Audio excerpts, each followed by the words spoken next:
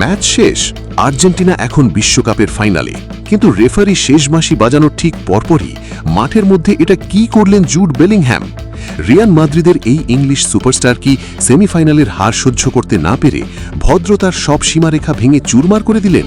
Dug আউটে বসে থাকা আর্জেন্টিনার তরুণ ফুটবলার ভ্যালেন্টিন বার্কো, যে আজকের ম্যাচে মাঠে নামার সুযোগটাই পায়নি, ম্যাচ শেষে ডাগ আউটে গিয়ে তার মাথায় সজোরে এক থাপ্পড় বসিয়ে দিলেন বেলিংহ্যাম।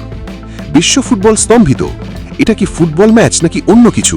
2026 ফিফা বিশ্বকাপের সেমিফাইনালের মতো একটা মেগা মঞ্চে ইংল্যান্ড বনাম আর্জেন্টিনার এই হাই ভোল্টেজ ম্যাচ দেখতে বিশ্বজুড়ে কোটি কোটি দর্শক চোখ রেখেছিলেন মার্সিডিজ বেঞ্জ স্টেডিয়ামে। কিন্তু ম্যাচ শেষের পর দলে জুড বেলিংহ্যাম যা করলেন তা এক কথায় অবিশ্বাস্য, নজিরবিহীন এবং চরম লজ্জাজনক।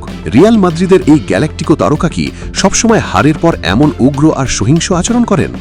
ম্যাচ হারলেই কি প্রতিপক্ষের বেঞ্চের খেলোয়াড়ের গায়ে হাত তোলা কোনো পেশাদার ফুটবলারের লক্ষণ হতে পারে?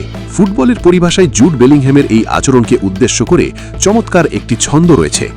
True greatness is not tested in the moment of victory. It is measured by how you handle the agony of defeat. যার বাংলা অর্থ দাঁড়ায়, আসল শ্রেষ্ঠত্ব বিজয়ের মুহূর্তে পরীক্ষা করা হয় না, এটি পরিমাপ করা হয় তুমি পরাজয়ের তীব্র যন্ত্রণা কিভাবে সামলাচ্ছ তার ওপর। তবে ঘটনা কিন্তু ম্যাচ শেষের ওই কুৎসিত থাপ্পড়েই সীমাবদ্ধ ছিল না।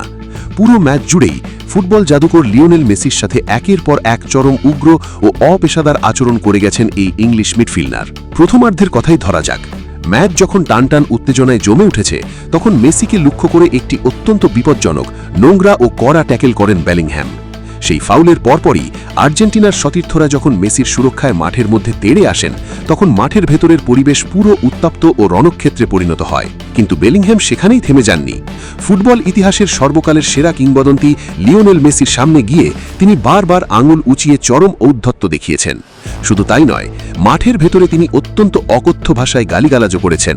একজন জুনিয়র ফুটবলার হয়ে লিওনেল মেসির মতো একজন সিনিয়র মহাতারকার সাথে এই আচরণ কোনোভাবেই ফুটবল দুনিয়া মেনে নিতে পারছে না। ফুটবল বিশ্লেষকদের মতে মাঠের ভেতরের স্লেজিং এক বিষয়, কিন্তু ম্যাচের পর ডাগ আউটে গিয়ে যা করলেন তা তো ফুটবল খেলাটাকেই চরমভাবে অপমান করা। ভ্যালেন্টিন বার্কো আজ পুরো ম্যাচ বেঞ্চে বসে কাটিয়েছেন, একটা মিনিটের জন্যও মাঠে নামেননি। তার সাথে বেলিংহ্যামের কিসের এত ক্ষোভ, কিসের এত ব্যক্তিগত শত্রুতা? একটা ফুটবল ম্যাচ হেরে যাওয়াটা কি এতটাই যন্ত্রণাদায়ক যে নিজের রাগ ও আবেগ নিয়ন্ত্রণ করতে না পেরে সোজা ডাগ আউটে গিয়ে প্রতিপক্ষের গায়ে হাত তুলতে হবে? এই ঐতিহাসিক হারটুকু স্রেফ মেনে নেওয়ার মতো ন্যূনতম খেলোয়াড় সুলভ মানসিকতাও কি এই মাদ্রিদ বয়ের নেই? ফুটবলকে বলা হয় দ্য বিউটিফুল গেম বা সুন্দর খেলা। এখানে জয় থাকবে, পরাজয় থাকবে, এটাই চিরন্তন নিয়ম। কিন্তু প্রতিপক্ষের প্রতি পারস্পরিক সম্মান থাকাটা এই খেলার সবচেয়ে জরুরি ও অলিখিত শর্ত। ফুটবলের ভাষায়, without respect individual talent is nothing but an empty shell. বাংলায় বললে, পারস্পরিক সম্মান ছাড়া একক প্রতিভা আর কিছুই নয়, তা স্রেফ একটি শূন্য খোলস মাত্র। জুড বেলিংহ্যাম হয়তো বর্তমান ইউরোপের অন্যতম সেরা ও প্রতিভাবান তরুণ ফুটবলার, কিন্তু আজকে সেমিফাইনালের মেগা মঞ্চে তিনি যা দেখালেন তা কোনোভাবেই স্পোর্টসম্যানশিপের আওতায় পড়ে না। তার এই অসংযত আচরণ পুরো ইংল্যান্ড দলকেই বিশ্বমঞ্চে ছোট করেছে। এখন বড় প্রশ্ন হচ্ছে, ফুটবলের সর্বোচ্চ নিয়ন্ত্রক সংস্থা ফিফার কি উচিত নয় তার এই উগ্র ও আক্রমণাত্মক আচরণের বিরুদ্ধে তদন্ত করে কঠোর শাস্তিমূলক ব্যবস্থা নেওয়া? প্রিয় দর্শক, জুড বেলিংহ্যামের মাঠের ভেতরের এই উগ্রতা এবং ম্যাচ শেষে ভ্যালেন্টিন বার্কোর গায়ে হাত তোলার এই জঘন্য আচরণ নিয়ে আপনার ব্যক্তিগত মতামত কি?